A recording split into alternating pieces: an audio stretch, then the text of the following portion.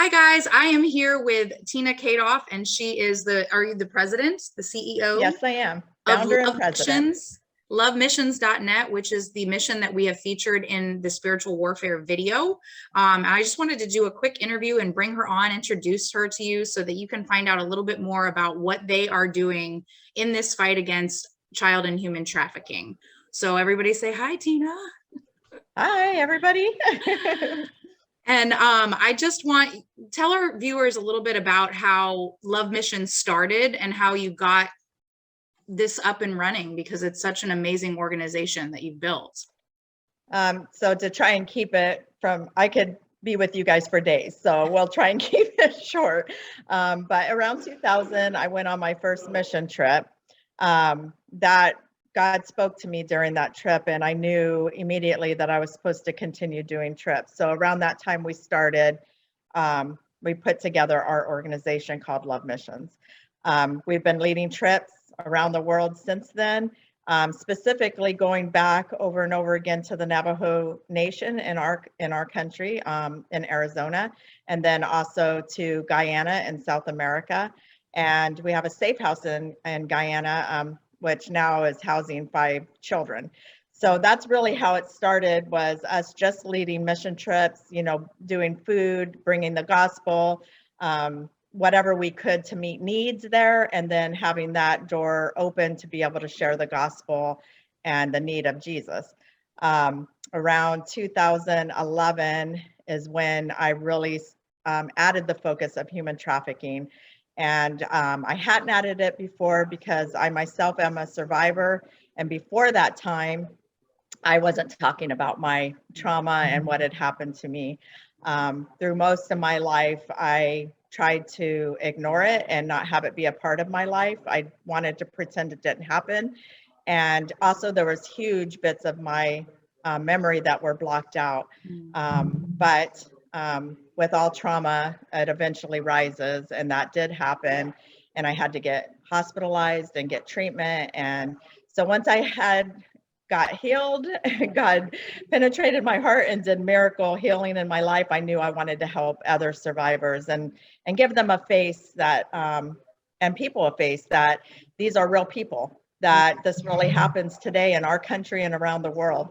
And so shortly, there's so much more to that, but on a short level, that's pretty much how Love Missions and then the fight of human trafficking happen. Yeah, that is wonderful. And I mean, when we were going back and forth, and I had reached out to 7 different missions about this video and if anybody wanted to be featured in it. And it's kind of crazy, but only one responded to me, and it was yours. Oh my gosh. As I'm going back and forth and chatting with you, I didn't know that I knew you.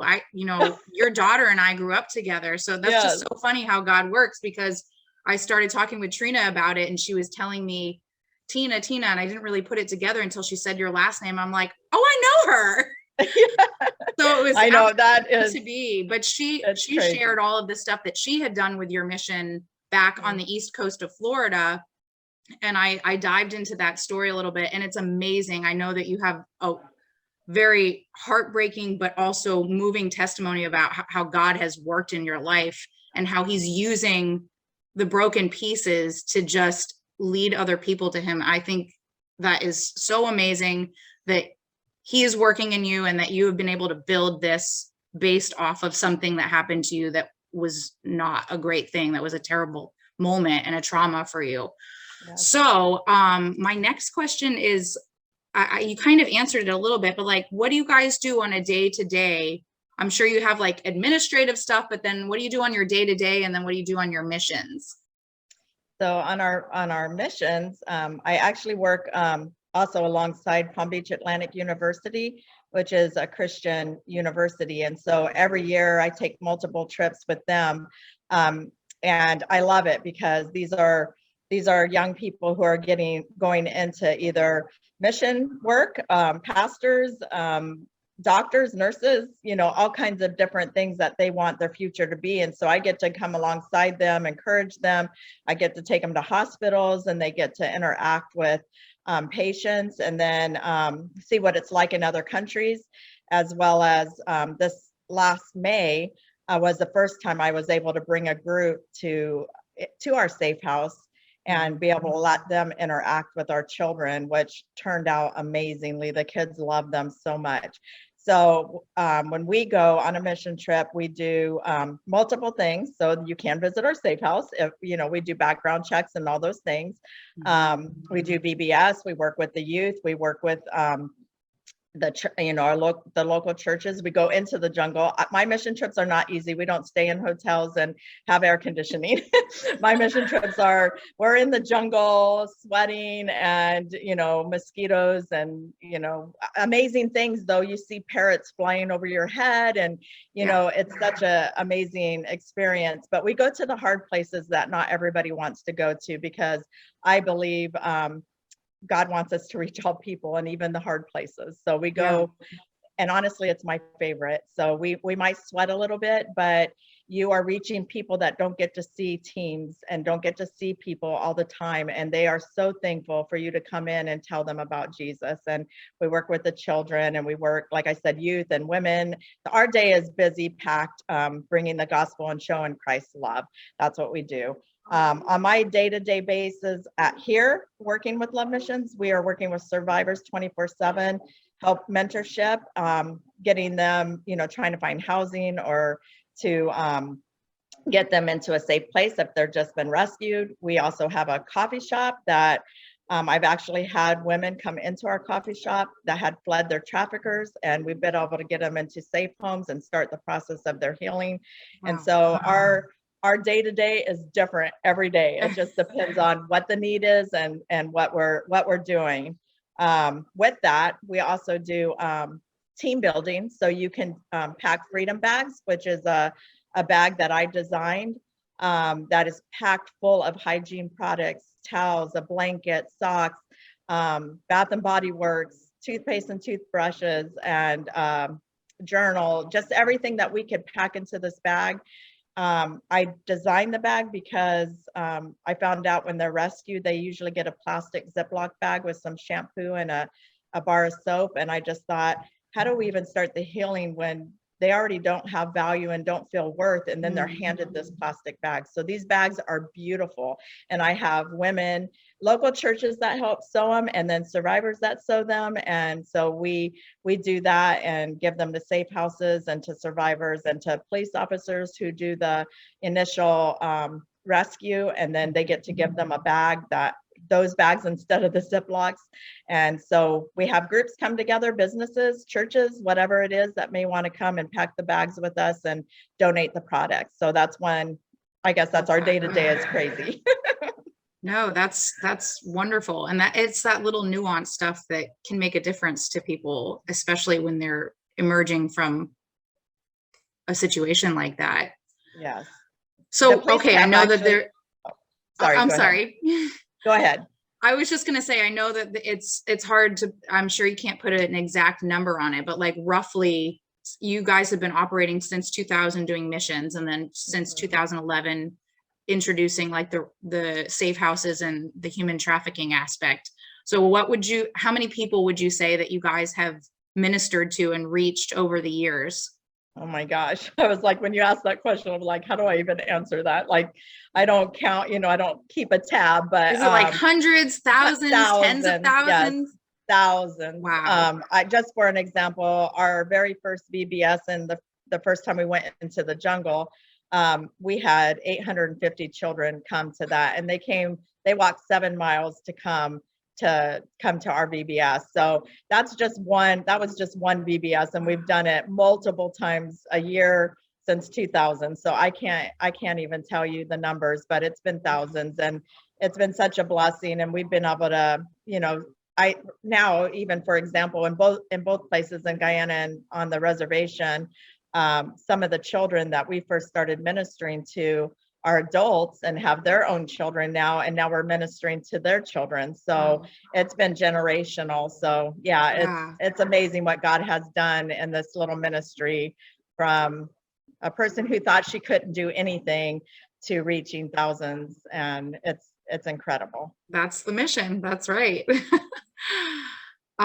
So one of the things that before I knew who you were and I started researching missions to work with for my spiritual warfare video, one of the things that really hit me in the face was that counter on the bottom of your website. And their website is LOVEMISSIONS with an S.net. If you guys want to check out any of the stuff that they're doing. But they have this counter on the bottom that the statistic is that two children every minute are trafficked or sold into slavery. Is that correct? Yes. And I would say it's probably more than that, unfortunately. Yeah. And that's a worldwide counter. Yeah. And we're talking sex, sex trafficking and labor trafficking and organ trafficking and all those things. So it's all combined together, but they don't, when you do a statistic, that's only what they've seen. So, right. We know trafficking is dark. So like you're saying, it's a spiritual battle. So most of the children and people who are being trafficked haven't been rescued yet. Yeah. They say like 3% are rescued. So out of all that, you think about how many are still unrescued and can't be a part of that statistic. Right. So it's an ongoing, definitely a huge battle that we're fighting. And every, sometimes it can be overwhelming thinking, how do we ever reach everybody? How do we make a difference? But God is so good to remind me, you just do what he's called you to do. And every single one that is helped is one more that is out of that life. It's a win. Yeah. We just got to focus on what we can do. And if everybody focuses, as we have a village that comes around us, we can do so much more. That's my hope for this. I mean, Trina and I were discussing this, and because I know she was active in some of the work that you guys did and in other missions of people that she's worked with as well that target this issue specifically, but it's really hard to get some of the churches to want to be invested in it because it's messy. It's messy. It's not nice. Like it's not.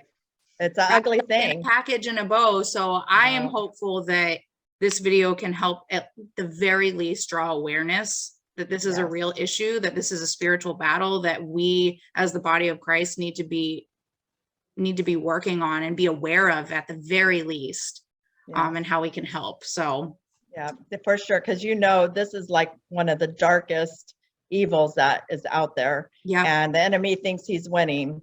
But all we have to do is light a match, right? And it lights the whole room up. So just one light and we can change the world. So God knows that. We know that. Our victory is in him. And I believe we can do this. I love it. So what do you guys have on the horizon? I know you have a trip coming up you were telling me about earlier.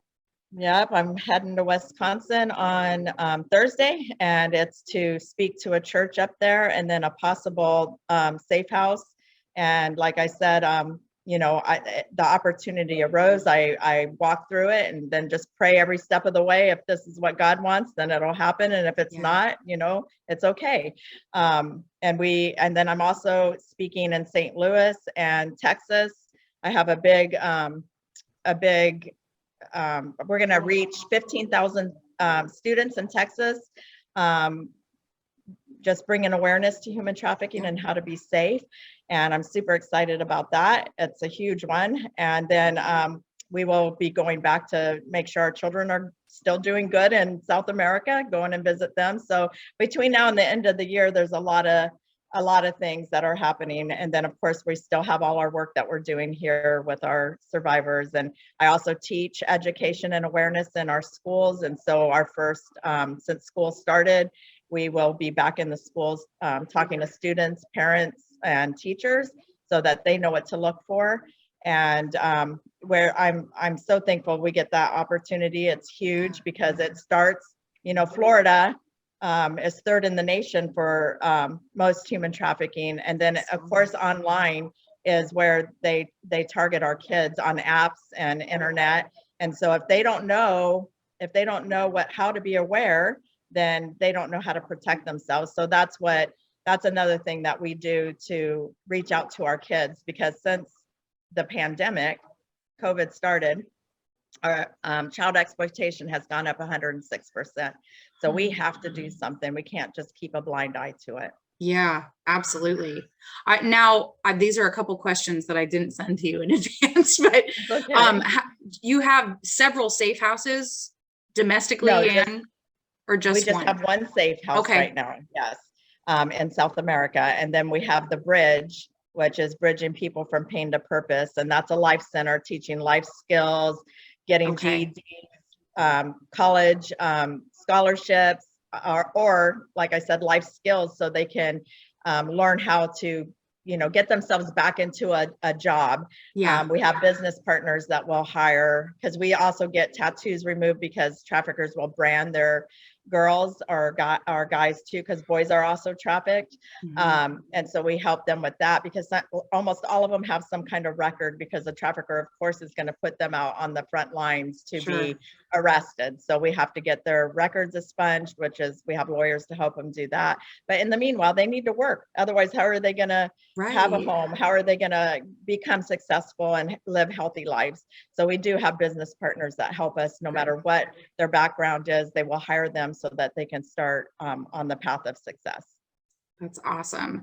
All right. So my last question is probably most importantly, how can people get involved? I mean, whether they want to donate, whether they want to make backpacks with you guys, whether they want to be trained and help with speaking engagements or rescues or missions. How do they do that? Yep, just reach out to us online. We are always looking for volunteers. You can collect hygiene products, you can sew bags, you can donate monetarily, of course. If you have property, you want to help us get some safe houses here, we're open to that. And you can just be a part. You can come on our trips. There's so many ways. So just reach out to us on LoveMissions.net. We're also on Instagram and Facebook, and we would love to partner with you. And I'm going to put all the links below in this video too in the description so that they're easy to find. When the spiritual warfare video comes out, I will also be linking their information. I want to thank you so much for your time. I know you're super busy, but I just wanted to chat with you so that anybody that's watching our channel and our mission can tap into what you guys are doing. And that hopefully we can get connected in the future and work together as well. I would love that. Yeah, and anywhere that you want to use that video to help with your mission, go for it. I can't wait to see it. I haven't got to see it yet, so I can't wait. And we will use it Yeah, for I know. sure. I'm working hard at getting it released and out there. So, but thank Yeah. you so much for your time, Tina. Check them Thank out, you. LoveMissions.net on Facebook and Instagram. And please just get involved in this battle that we are fighting in some way, shape, or form. Thank you so much. Thank you. Have a good day. Thanks, you too. Bye, everybody. Bye.